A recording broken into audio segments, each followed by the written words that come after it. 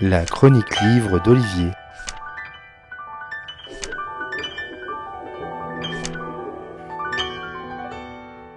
À chaque période historique, les sociétés ont eu leur lot de parias. C'est comme un besoin de ces organisations d'identifier celui ou celle qui n'est pas dans le moule, dans le format attendu, et qui donc, de fait, devient le paria du modèle. Cela peut venir de son apparence, de son comportement, de son attitude, de ses prises de position. Tout peut être sujet à catégorisation en qualité de paria. Comment vit-on alors avec cette étiquette collée sur le dos ? Est-ce une honte ou un étendard ? Faut-il alors vivre caché ou au contraire affirmer sa différence ? Voyons quel parti pris est tenu par Arnaldur Indridason dans Les Parias, son dernier roman traduit par Éric Bourri et paru chez Métellier.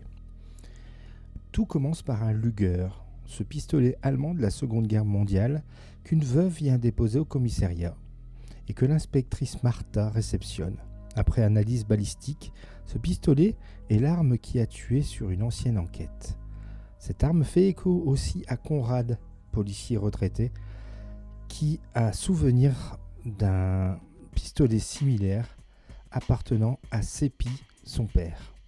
Cette concordance va attiser sa curiosité et le remettre à investiguer à titre personnel sur ce cold case, même s'il doit pour cela revoir d'odieux personnages incarcérés comme Gustave, ce qui ne sera pas sans conséquence pour l'entourage de l'ancien policier. On ne présente plus l'auteur islandais édité et traduit partout dans le monde depuis des années. Il revient ici avec son personnage de flic retraité Conrad, a priori pour la dernière fois, qui a ses casseroles et ici son passé, qui lui revient à la surface avec cette figure de père magouilleur avec lequel il a dû vivre et composer. Il insuffle dans ce récit une part de paranormal, parabole de toujours ce passé qui revient avec ou sans consentement.